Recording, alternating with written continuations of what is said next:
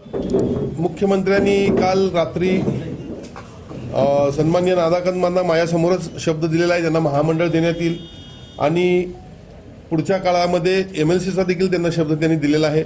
क्रिश माडिक साहेबांना देखील आज त्यांचं एकंदरीत वलय जर पाहिलं तर फार मोठं या कोल्हापुरात मी म्हणणार नाही, तर महाराष्ट्रामध्ये त्यांचं चांगलं वलय त्यांच्या चॅनलच्या माध्यमातून आहे। त्यांना देखील काम करण्याची मोठी संधी आहे। महायुतीच्या कामाच्या निमित्तानं त्यांना देखील ताकद देण्याचं त्यांनी या ठिकाणी कबूल केलेलं आहे। होऊ घातलेल्या महाराष्ट्राच्या विधानसभेच्या कोल्हापूर उत्तर मतदारसंघासाठी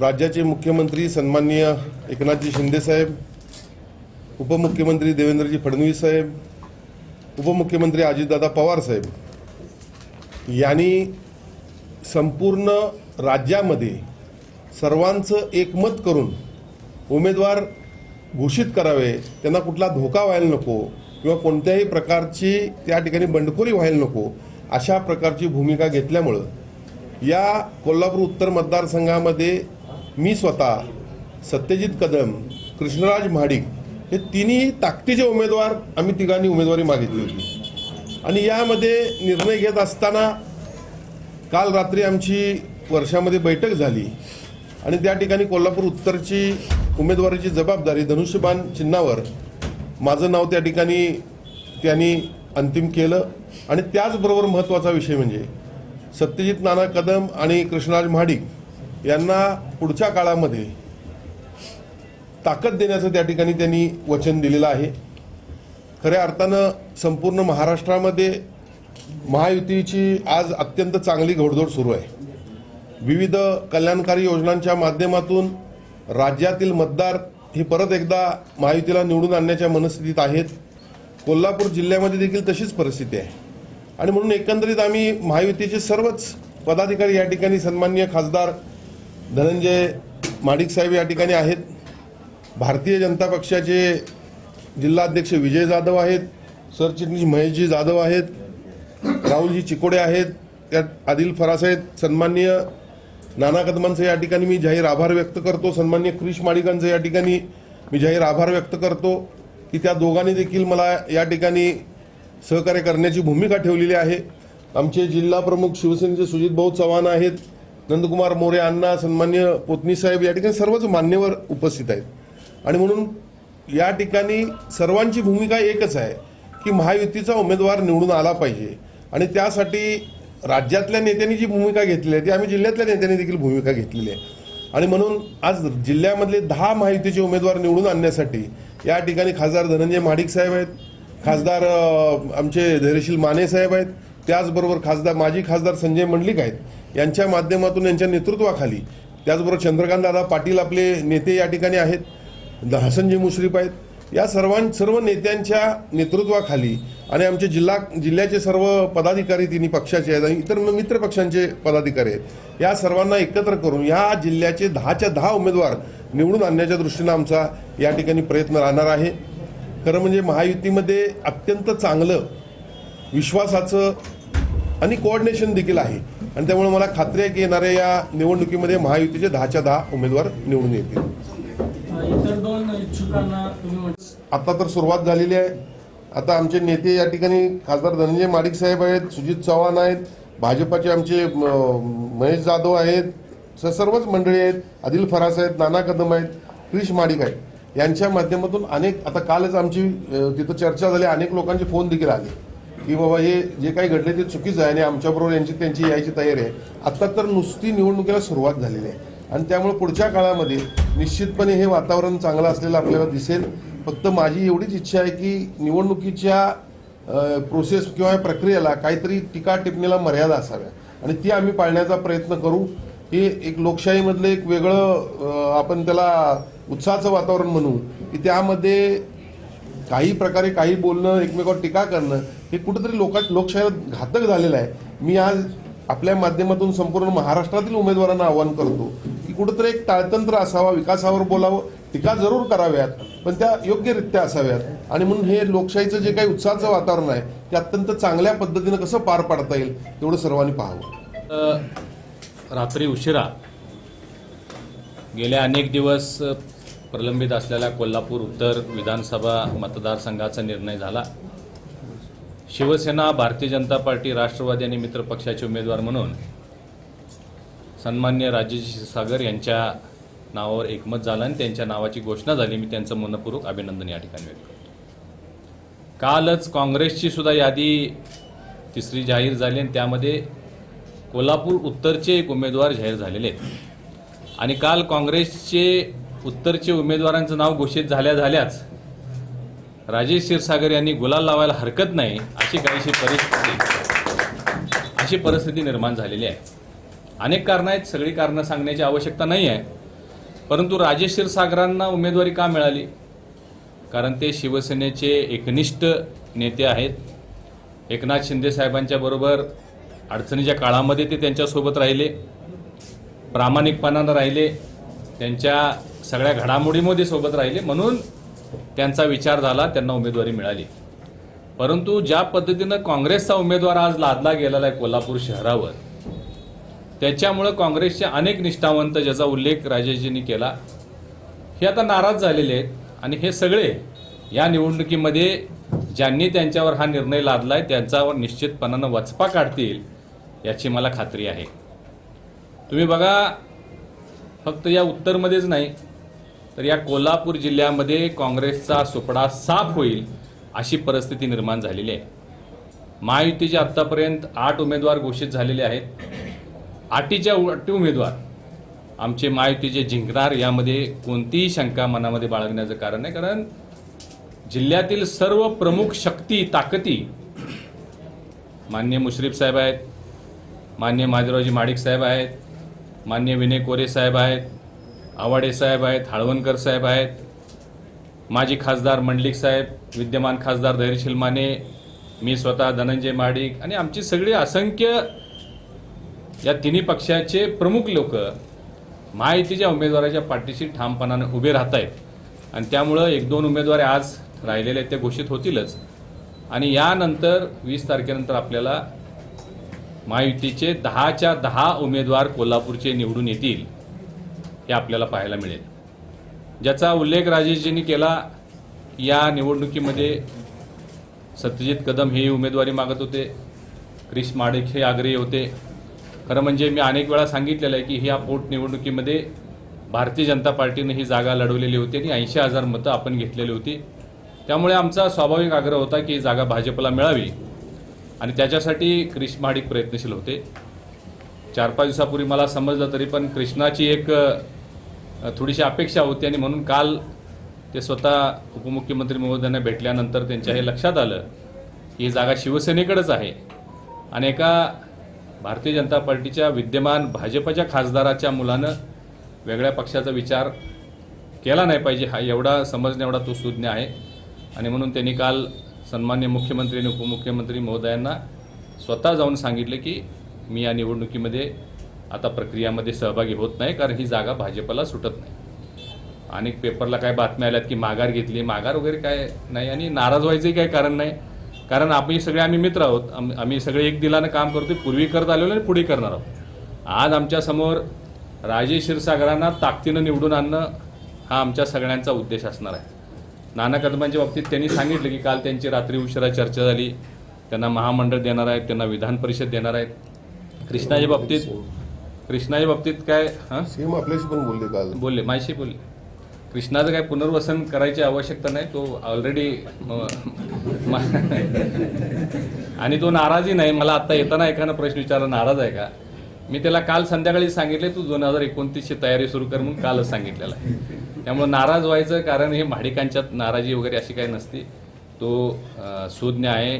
राजेशजींनी सांगितल्याप्रमाणे त्याची पॉप्युलॅरिटी चांगली आहे, लोकमतामध्ये आहेत आणि सगळे तिन्ही नेते, नानांनी अनेक या गेल्या 3-4 वर्षामध्ये प्रचंड काम या शहरामध्ये केलेलं आहे, विकास कामं केलेले आहेत। राजेश क्षीरसागरांसारखा एक अनुभवी नेता आज उमेदवार म्हणून मिळाला, ज्यांनी कोल्हापूरला इतिहासात एवढा निधी मिळाला नव्हता, एवढा निधी या अलीकडच्या काळामध्ये म्हणजे वर्षा 6 महिन्यामध्ये अनेक प्रकल्प ज्याची मागणी होती ते पूर्ण केलेले आहेत। कन्व्हेन्शन सेंटर ते आणतायत, पुराचं कामाचं नियोजन ते करतायत, केशवरावसाठी निधी आणलेला, म्हणजे अनेक प्रकारे आता त्यांनी रंकाळाचं सुशोभीकरण झालेलं आहे। अनेक प्रकारे त्यांनी कोल्हापूरच्या जनतेवर छाप पडेल अशा पद्धतीचं काम केलेलं आहे आणि धनुष्यबाण या विधानसभा मतदारसंघामध्ये प्रचलित आहे. त्यामुळं पुन्हा एकदा धनुष्यबाण या विधानसभेमध्ये प्रचंड ताकदीनं मताधिक्यानं निवडून येण्यासाठी आम्ही सगळेजण त्यांच्या पाठीशी ठामपणाने उभे आहोत आणि काल उमेदवारी घोषित झाल्याच त्यांचा विजय निश्चित झालेला आहे हे मला आवर्जून या ठिकाणी सांगावंसं वाटतं. मतदार आहेत त्यांना तुम्ही आता काय सांगणार आहे? काल त्यांची भावना होती की तुम्ही आमदार म्हणून शपथ घ्यावी आणि खूप लोकांनी तो डायलॉग सुद्धा म्हणून दाखवला, मी एकनाथ शिंदे मुख्यमंत्री शपथ घेतो की आणि पुन्हा तुमचं नाव घेऊन शपथ घेतो की असं कालच्या सभेमध्ये झालं होतं. म्हणजे त्याची भावना खूप तीव्र होती. त्यांच्यात कशी समजूत करण्यात त्यांना काय सांगणार? निवडणुकीमध्ये कार्यकर्त्यांची भावना ही तीव्र असते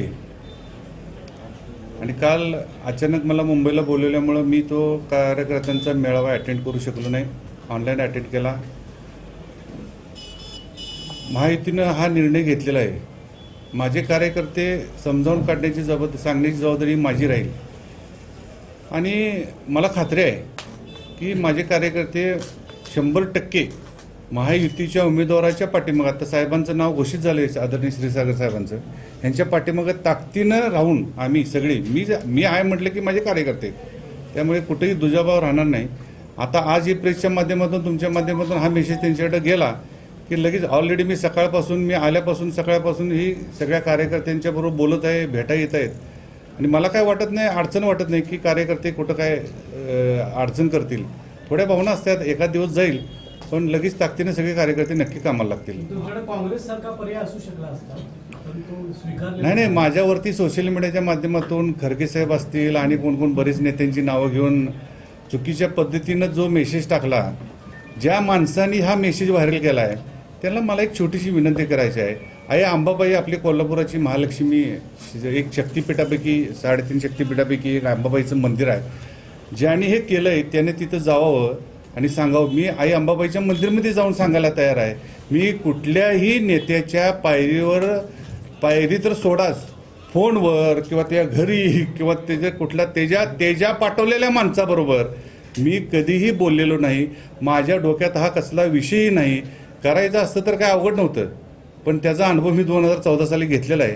त्यानंतर आपण एका ट्रॅकमध्ये आहे आणि मी ट्रॅक सोडण्याने मला बऱ्याच वेळा गुरुबाळ माळींचा पण फोन आलेला की बाबा तुम्ही नेमकं काय करणार आहे.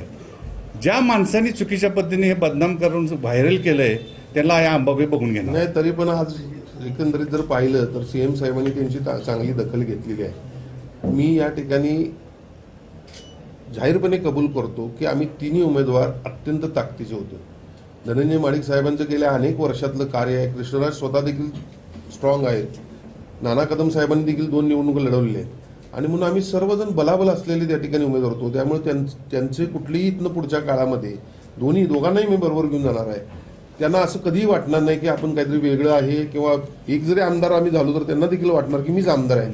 अशा पद्धतीचं आमचं कामकाज राहणार आहे. मला एकच आपल्याकडे मुद्दा मांडायचा होता. जे आमचे विरोधी उमेदवार काँग्रेस पक्षानं घोषित केलेले आहेत, मुन्नासाहेब, त्यामध्ये महत्त्वाची गोष्ट म्हणजे काँग्रेसचे अनेक निष्ठावंत कार्यकर्ते असताना राजेश लाटकर हे 2-3 महिन्यापूर्वी मला वाटते काँग्रेसमध्ये गेले आणि त्यांची उमेदवारी त्या ठिकाणी जाहीर झाली. खरं म्हणजे 2019ला आमदार चंद्रकांत जाधव यांची आमदारपदी निवड झाल्यानंतर त्यांचं आकस्मिक निधन झालं आणि आम्ही सर्वांनी त्याग केला आणि त्यांच्या सौभाग्यवती श्रीमती जयश्री जाधव यांना निवडून आणलं. आणि काँग्रेसची संस्कृती अशी असल्यासारखं भासवलं जातं की महिलांचा मान सन्मान आम्ही करतो आणि मग आत्ता सध्या स्टँडिंग आमदार असताना त्यांचं तिकीट कापलं आणि बाहेरून आयात केलेल्या उमेदवाराला उमेदवारी दिली. याचा मी निषेध करतो.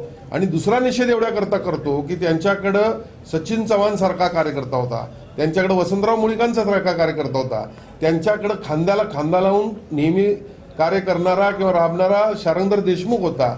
अनेक कार्यकर्ते असताना त्यांनी या ठिकाणी बाहेरून आणलेल्या उक्त्या उमेदवाराला उमेदवारी दिलेली आहे आणि त्यामुळे काँग्रेसचे देखील मतदार असतील, अधिक पदाधिकारी असतील, हे त्यांच्यावर नाराज आहेत आणि आम्ही त्या महिलेचा सन्मान न ठेवल्याबद्दल आम्ही महायुतीतर्फे त्यांचा निषेध करतो.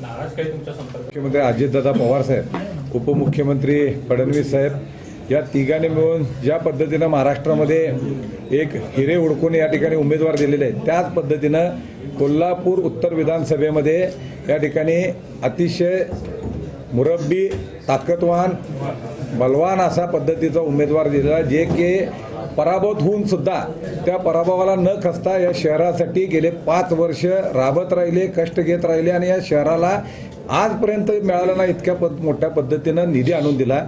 आम्ही माननीय पालकमंत्री मुश्रीफ साहेबांच्या नेतृत्वाखाली जे काय आम्ही सर्व राष्ट्रवादी काँग्रेस पार्टी कोल्हापूर शहरामध्ये आहे त्या महायुतीच्या दोन्ही उमेदवारांच्यासाठी उत्तर असेल दक्षिण असेल या ठिकाणी जीवाचा रान करू आणि कोणत्याही पद्धतीनं हे दोन्ही उमेदवार निवडून आणण्यासाठी आमचा प्रयत्न राहणार आहे. खरं तर उत्तरचा विधानसभेचा उमेदवार माझा जुना मित्र आहे आणि त्यामुळं आम्हाला माहिती आहे आणि त्यांनाही माहिती आहे. त्यामुळं मगाशी जे क्षीरसागर साहेब म्हणते की खालच्या पातळीवर जाऊन कुणी टीका टिप्पणी करू नये, कारण सगळ्यांच्या अंडी पिल्ली आमच्याकडे आहेत.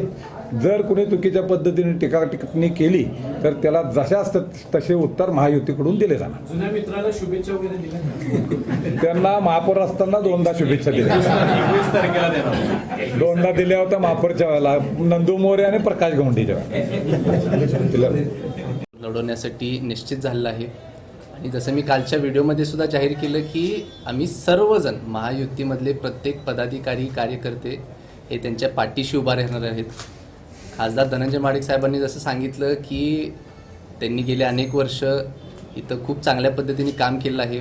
परत एकदा आज त्यांना उमेदवारी मिळून पुढचे विरोधकांना लक्षात घेऊन त्यांचा विजय निश्चित आहे हे जी मलासुद्धा खात्री आहे. मी स्वतः इथून पुढं 1 महिना किंवा जेवढे काही दिवस राहिले असतील मी स्वतः त्याच्या प्रचारामध्ये सहभागी होणार. माझी युवकांची टीम, महिला वर्ग जो माझ्यावरती मोठ्या प्रमाणात प्रेम करत आलेला आहे, हे सगळेजण त्यांच्या पाठीशी उभा राहणार, त्यांचा प्रचार करणार. त्याचबरोबर कोल्हापूर जिल्ह्यामध्ये सुद्धा मी प्रचाराला काही ठिकाणी जाणार आहे.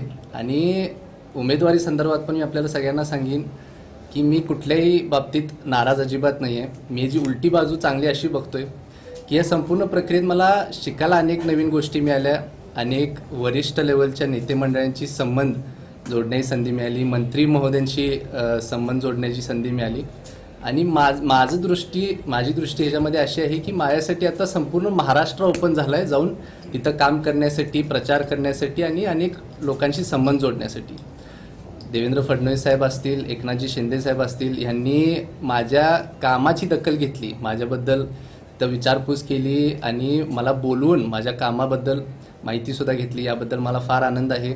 माझं वय अजून फक्त 26 आहे. येणाऱ्या काळात मी खूप मोठ्या प्रमाणात कोल्हापूरमध्ये, माझे वडील जसं पश्चिम महाराष्ट्रामध्ये करतात तसं आणि महाराष्ट्रामध्ये माझा करण्याचा प्लॅन आहे.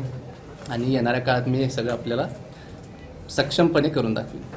राजकारणाचे अनेक डाव आता बघायला मिळायला लागलेत, अनुभवायला मिळायला लागलेत. आणि मला खात्री आहे जसं माझे आजोबा महादेवराव महाडिक साहेबांनी केलं, जसे माझे वडील खासदार धनंजय महाडिक साहेबांनी केलं, तसं मी सुद्धा कोल्हापूर जिल्ह्याचं एक दिवस नेतृत्व करून दाखवणार.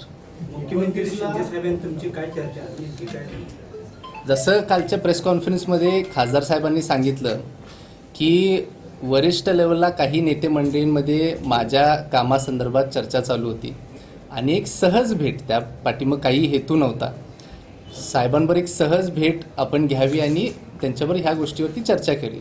जेव्हा मी त्यांच्याकडे गेलो तेव्हा त्यांनी मला विचारलं मी काय काम करतोय, कसं करतोय, किती वर्ष झालं करत आहे. आणि सहज मला त्यांच्यावर भेटायला मिळालं, त्यांच्याशी माझ्या कामासंदर्भात चर्चा करायला मिळाली. याचा मला फार आनंद आहे. आणि त्यांनी माझ्याकडनं सगळं ऐकून घेतलं, समजून घेतलं. हे मी खूप भाग्यवान समजतो स्वतः त्या बाबतीत. खरं तर तुमच्याकडे संविधानिक पद नसताना सुद्धा तुम्ही काही निधी खेचून आणला होता. सामाजिक कार्यामध्ये अग्रेसर असताना काही घटका पुढची वाटचाल तुमची असते? नाही, सामाजिक उपक्रम तर मी राबवतच राहीन. ते काय मी कुठल्याही हेतूने आजपर्यंत केलेलं नाही आहे. सुरुवात एकदम छोट्या स्केलला झाली होती, परंतु आज मी कोल्हापूरचे काही प्रश्न आहेत ते हाती घेण्याचं काम करत आहे. आणि खासदार साहेबांची एवढी मोठी राज्यात ताकद असल्यामुळं मला ह्या गोष्टींना बळसुद्धा चांगलं मिळत आहे. उद्या राजेश काकासुद्धा निवडून आल्यानंतर त्यांच्याकडं मोठ्या जबाबदाऱ्या येतील, त्यांच्या माध्यमातून सुद्धा मी चांगल्या पद्धतीने कोल्हापूर जिल्ह्यासाठी काम करत राहणार. सीएम साहेबांसोबत तुमची चर्चा झाली त्यावेळेला तुमच्या पुनर्वसनाचा काय विषय आला काय समोर? पुनर्वसनाचं काय नाही, म्हणजे तसं काय तो योग्य शब्द नाही असं मला वाटते. मी काम करत आलो आहे आणि करत राहणार. मी जसं सांगितलं आधी सुद्धा मी भरपूर वेळा बोललोय, मी कुठलाही उमेदवार हेतू- हे मागितली असती आणि हट्ट केला असता आणि दिली नसती तर पुनर्वसनाचा प्रश्न होता. मी तुम्हाला सांगितलं की पुनर्वसनाची माडिकांना गरज नाही. आमचं बरं चाललंय, आपलं आहे, परिस्थिती बरी आहे. अनेक नेते आमच्यासोबत आहेत, आमचे मित्र आमच्यासोबत आहेत, सगळे बघतात, हाताळतात. आता नवीन पिढीला उतरायला इच्छुक आणि होते ना? सर्वप्रथम इच्छुक होते पण हट्ट नव्हता. इच्छुक असतातच, इच्छुक बरेच होते आमच्याकडे. इच्छुक आहेत, हे बघा इथं सगळे राहुल आहेत, महेश आहेत, विजयराव, सगळे इच्छुक आहेत. इच्छुक असणं काय हे जिवंतपणाचं लक्षण आहे, इच्छुक असणं. आपण जे विचारलात सीएम साहेबांबरोबर असं उमेदवारीवरतीच चर्चा अशी हे झाली नव्हती. मी फडणवीस साहेबांना जेव्हा भेटलो तेव्हा माझा आग्रह भाजपकडून हे करण्यासाठी होता. सीएम साहेबांबरोबर कोल्हापूर उत्तरच्या उमेदवारीबद्दल अशी काही चर्चा नाही झाली. 4-5 प्रमुख शिवसेनेचे नेते आहेत, त्यांनी साहेबांना त्याच्याबद्दल माहिती सांगितल्यानंतर त्यांनी भेटायची इच्छा व्यक्त केल्यावर आम्ही भेटायला गेलो होतो आणि त्यांनी त्याचं खूप कौतुक केलं. म्हणजे साहेबांचे निकटवर्ती आहे आणि म्हणून भेट होती. हट्ट आग्रह असं नव्हतं. भाडी कुटुंबामध्ये कॉम्पिटेटिव्ह घराणं म्हणून स्वतः पाटील कॉम्पिटिशन कुणाशीच नव्हतं. ते मला ते कॉम्पिटिशन माझं कुणावर होतं असं मला वाटतच नाही. मी माझ्या पद्धतीने आजपर्यंत काम करत आलेलो आहे आणि मी जे काम करतोय या संपूर्ण प्रक्रियेमुळं माझं आज नाव इथं चर्चेत झालं, एवढंच. 2029ला अरे चला, सर्वांना मनपूर्वक धन्यवाद आहे. मी जिथं कुठं मला मतदारसंघ योग्य वाटेल तिथून मी काम करतो.